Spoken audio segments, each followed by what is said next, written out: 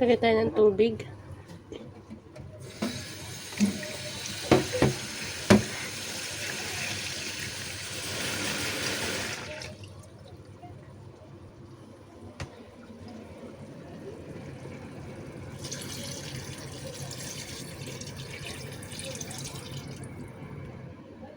Dagdagan pa natin.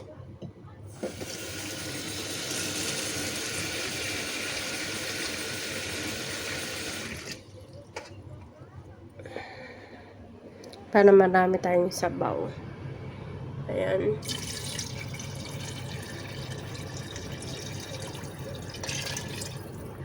Ganyan. Kasi marami yung ating repolyo. Hugasan natin to. Kasi malinis naman to yun. Hugasan natin dyan. Nandito pa yung aking paputok. Gustong gusto ko to kasi ito ay nakakatanggal stress ba. So, hintayin na lang natin na bumulak yan. Then, after, lalagyan na natin tong carrots and repolyo. Taklaban muna natin. Yan. Ang kalat. So, lilinisin natin yun mamaya. Light. With Christmas tree. Wala na siyang battery. Ubos na yung wala na. Kailangan na siya palitan ng battery.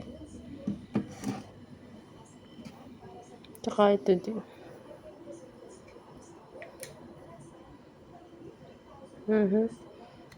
Wala na rin. Tatlo yan. Regalo sa akin ng aking bayaw. Bayaw ba ang tawag dun?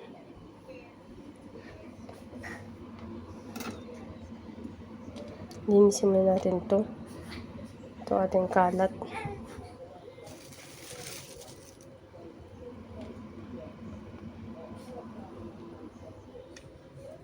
Tapos ito, lalagay lang natin siya sa plastic bag. Tapos babalik natin sa freezer.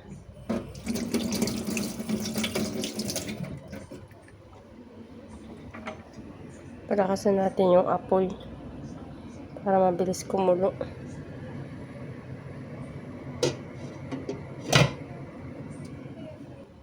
Ang dami ko pang tiklopin, no? Gabi na dito. What? Nothing. Lamig na lamig sa labas, eh. Yung likod na yun, church yun. Simbahan, born again. Ating pinto.